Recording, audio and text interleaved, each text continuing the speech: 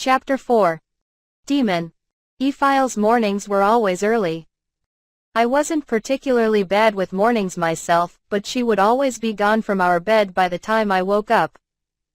Usually, she would be down in the inn's kitchen by then, making breakfast. "Good morning, master." Noticing that I hadn't woken up at my usual time, Ephile, who had long since changed from her negligee into her maid uniform, came to wake me herself. Apparently, it was already time for breakfast. Since we had been chatting until quite late the night before, I was still sleepy. "Give me 5 more minutes. Your breakfast will grow cold." "Oh come on, don't look at me with such a sad face." "All right, I'm up. I can't very well let the breakfast that Ephile went to all the trouble of making for me get cold, can I?" "HNNNGG, good morning, Ephile. How did you manage to get up so early after we stayed up so late last night?" I had never seen Ephile oversleep. "Well, aside from that day, of course. Master, if you live a well-regulated life, your body will wake you all by itself. Besides, don't you know that it feels great to wake up early?" "Ha ha ha. I'll try my best. You need not worry, master. I take my responsibility of waking you up at a healthy hour very seriously. Apparently, my life is going to be regulated for me. Here are your clothes."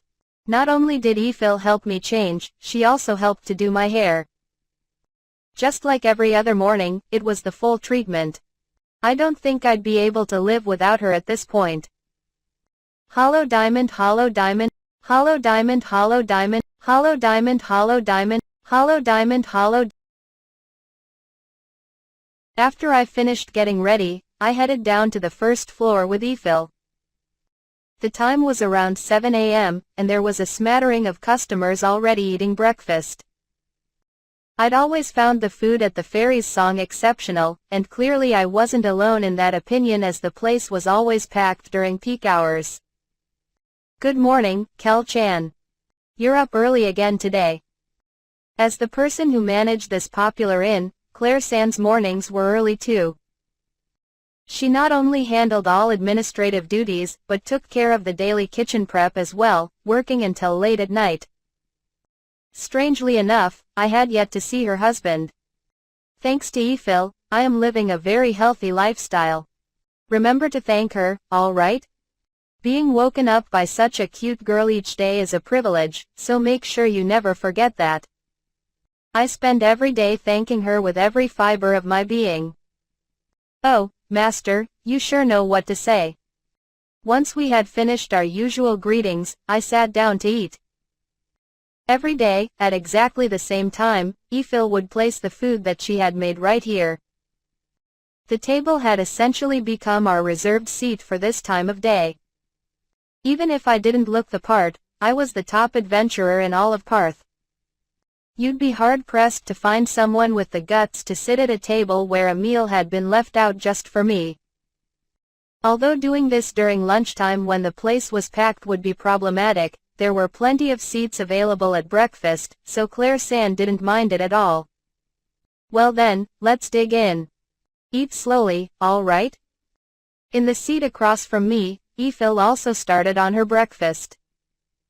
In the beginning, she had refused to eat at the same table as me. Supposedly, it was a breach of etiquette in this world for slaves to eat with their masters. As she had said, to eat the same fare as master is far too disrespectful. I, however, had no intention of treating her like a slave, so I made it a rule that, in my own family, everyone eats together.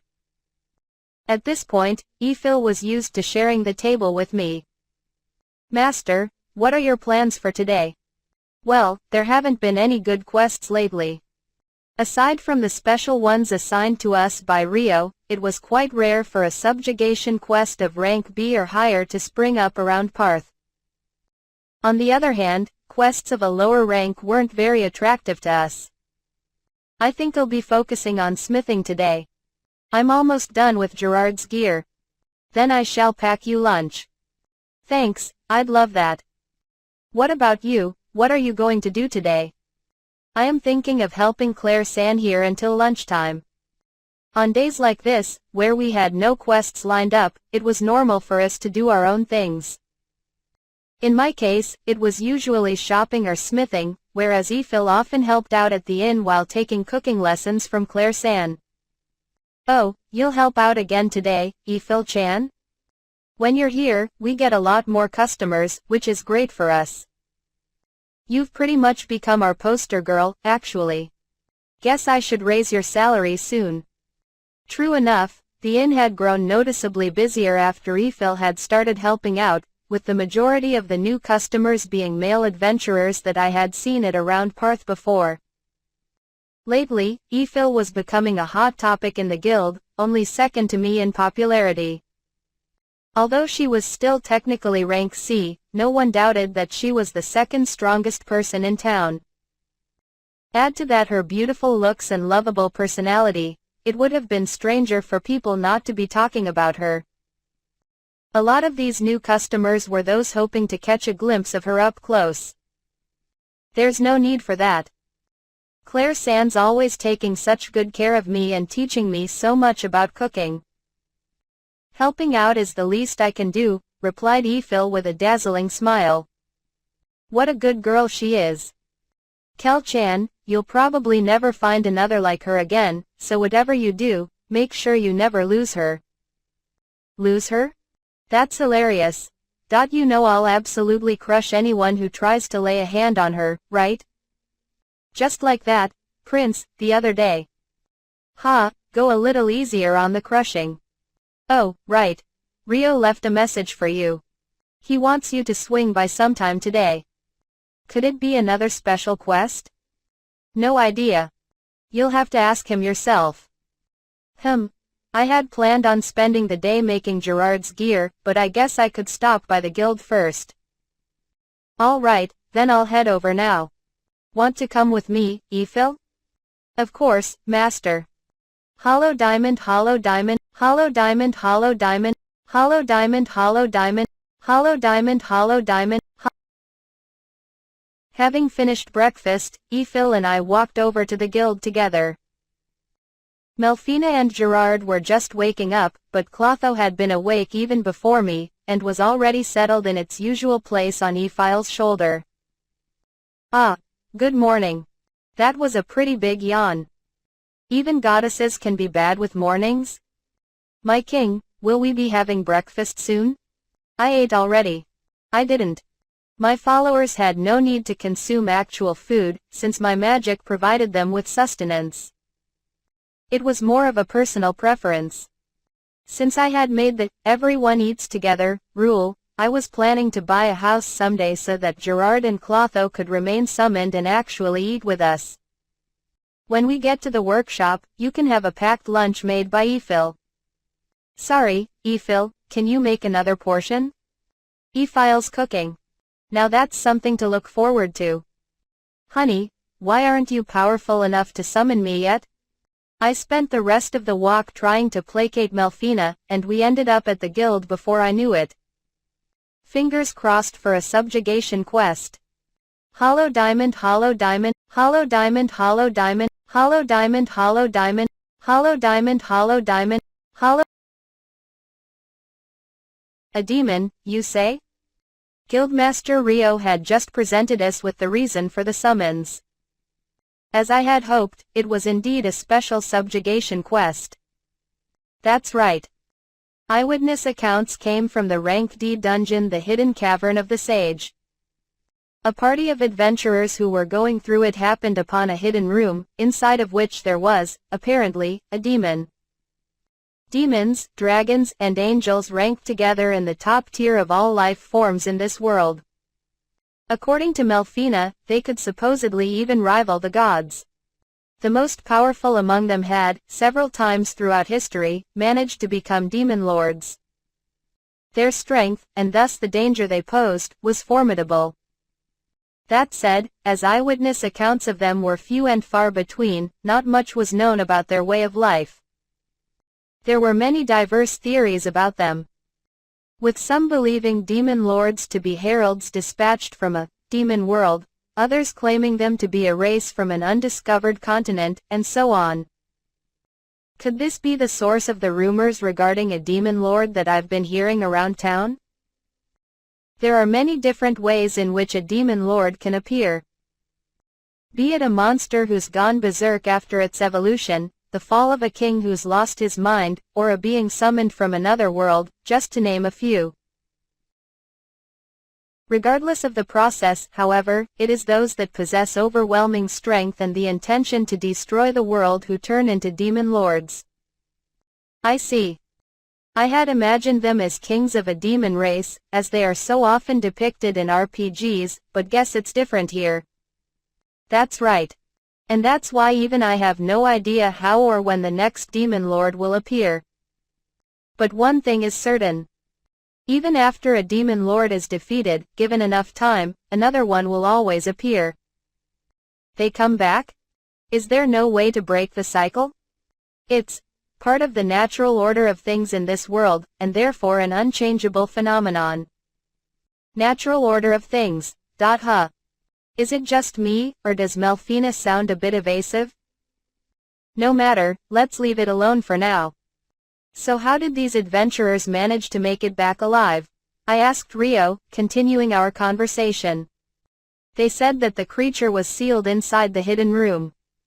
They couldn't attack it for fear of accidentally undoing the seal. Well, this does sound like something that rank D adventurers wouldn't be able to handle. I suppose it's akin to finding a sleeping dragon. And so you brought the matter to me. To be honest, I struggled quite a bit with whether or not to call you this time. We have no way of knowing how strong this demon is. It could be rank S for all we know. If you wish to turn the quest down, I'll make arrangements to bring in a rank S adventurer. It was rare for Rio to show this much concern for me.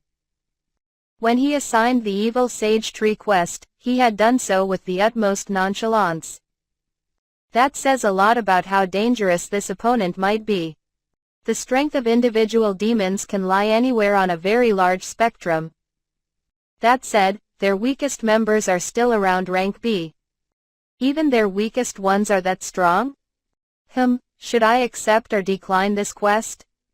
Incidentally, Kelvin-kun, did you happen to meet Prince Tabura from Trison the other day? Oh. I might have, or I might not have. Is that so? You see, I'm having a bit of trouble finding the scoundrel who laid hands on the prince of another country right here in Parth. Cleaning up after that incident was oh so much trouble. The guild staff had to work so hard that they're all tuckered out. Oh wow, really? Sounds like you've had quite a rough time. Don't tell me he's directing this conversation towards. We were so close to getting into diplomatic trouble with Trison like you wouldn't believe. I had to do so much running around. If I were to represent it all with a monetary value, it would probably be something like, oh I'm sorry, I went off on a bit of a tangent there. What were we talking about before? Yes, so will you be accepting this quest? Hollow diamond, hollow diamond, hollow diamond, hollow diamond, hollow diamond, hollow diamond, hollow. He's the real demon. I had ultimately ended up folding in the face of Rio's less than subtle references to the trouble I had caused him. At the moment, I was having a strategy meeting with my party in a guild smithing room that had been permanently assigned to me. There's no point second-guessing what's already done, honey. Instead, focus on making sure that all possible preparations have been made for facing such an enemy. Given how I was brought up, I've never met a demon before. Are they really that strong? Ephil asked.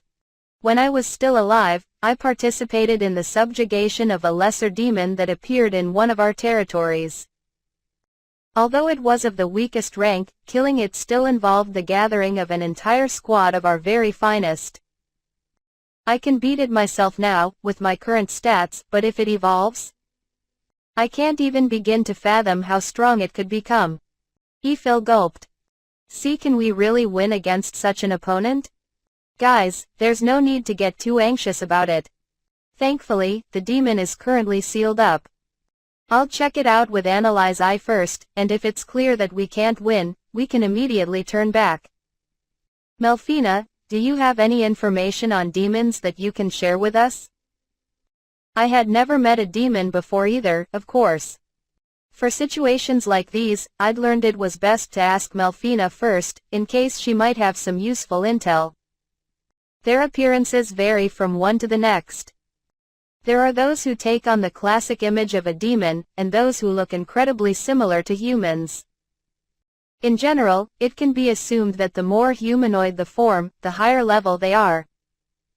The one that I fought had purple skin and wings sprouting from its back. Its face looked a lot more like an orc than a human. That sounds like a generic lesser demon, yes.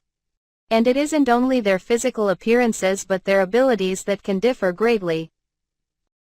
As a race, however, all of them are blessed with extremely tough bodies and an abundance of magic, which gives them a certain degree of flexibility with acquiring and using a range of skills. All things considered, there is no one way to deal with them. Each individual will require a different method of fighting.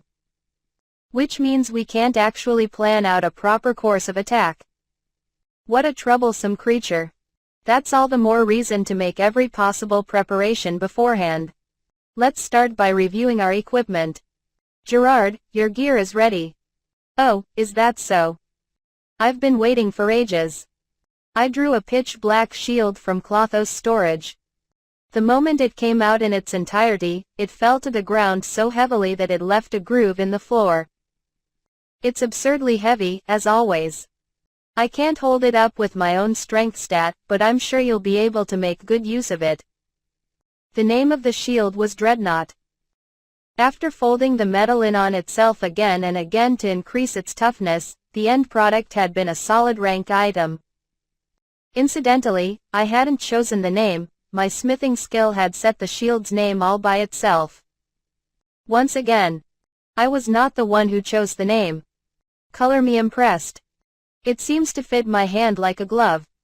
With this, I'll be able to achieve even greater feats in battle as everyone's shield.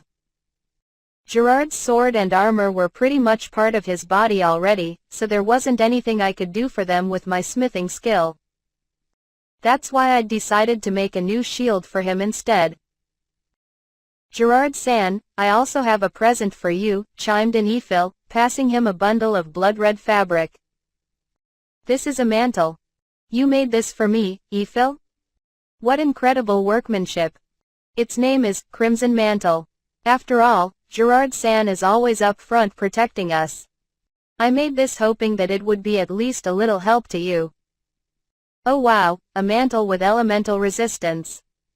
It looks like Eiphile's sewing has gone up another notch. Especially the resistance to fire damage. It reduces the incoming damage of it by half? With Gerard's high resistance to physical damage, this is going to make him even tankier. The sage's black robe that I was currently wearing had also been made by Eiffel. It was a rank B item, the same rank as Crimson Mantle, which provided me with a small amount of automatic MP recovery and a boost to spell power.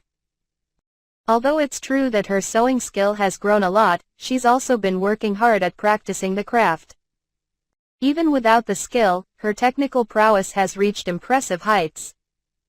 Guess I can't let myself fall behind, now can I? Next is Clotho. In your case, keep this in your storage. Hollow diamond, hollow diamond, hollow diamond, hollow diamond, hollow diamond, hollow diamond, hollow diamond, hollow diamond, hollow diamond. After carefully making our preparations, we set out for the hidden cave of the sage. What looked like nothing more than a nondescript wooden hut in the middle of the woods actually sheltered a hidden staircase that led underground. Position-wise, the hut's location wasn't all that deep in the forest, so every once in a while, there would be a villager who accidentally stumbled across it. There were 4 adventurer parties standing around the hut at present, warily keeping a lookout. I was familiar with every face there. All were rank C, and this gathering likely included the most powerful adventurers in Parth aside from me and my party. The mages present were busy maintaining sealing and protective spells on the hut, but whether any of that would be useful against this particular demon was anyone's guess. The atmosphere surrounding the hut was as tense as a taut bowstring. Seems they've set up quite the strict guard here. The hidden cave of the sage isn't that far from Parth, my king. The measures they're taking seem prudent to me. For this mission, I had summoned Gerard in advance. With our opponent possibly being a rank S threat, there was no telling what might happen. We needed our party's shield to be out and ready at a moment's notice. His appearance was that of a large suit of full plate armor, and his status was concealed.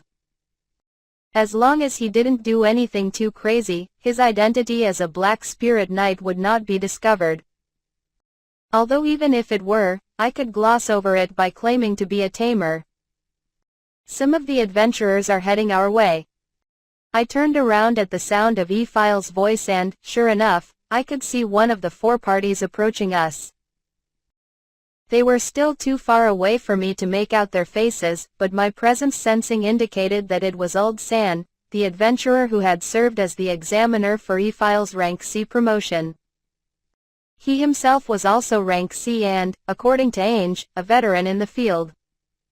Regarding the outcome of the aforementioned exam, well, let's leave it alone for his dignity's sake. Hey, Kelvin. Glad to see that you've come too. Old San, it's been a while. Good morning, Old San. Both Ephil and I exchanged greetings with our fellow adventurer. I'm glad to see you doing well, Ephil. Last time we had a proper face-to-face was during your promotion exam, right? You two are the greatest up-and-coming adventurers that Parth has seen in all its history.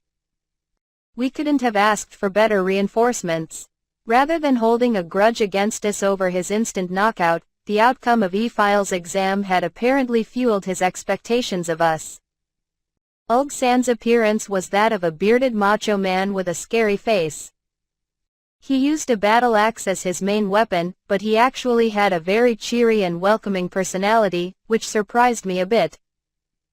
During Ephial's evaluation, the only exchange we had was listening to his introduction of the exam just before it began. After all, I guess you really can't judge people by their appearance. By the way, who is this? Asked Old San, finally noticing Gerard standing behind us. My name is Gerard, and I'm Kelvin's comrade. I heard that a demon has shown up, so I came to help in any way that I can. Oh, I didn't expect you to be capable of such a proper introduction, Gerard. Couldn't have imagined it based on how you normally act. My king, I was a proper knight when I was alive. Of course I know basic etiquette. So you're relaxed enough to make comebacks? Good, good. I can vouch for Gerard's abilities. In addition, his armor was made using materials from the recent Black Spirit Knight quest.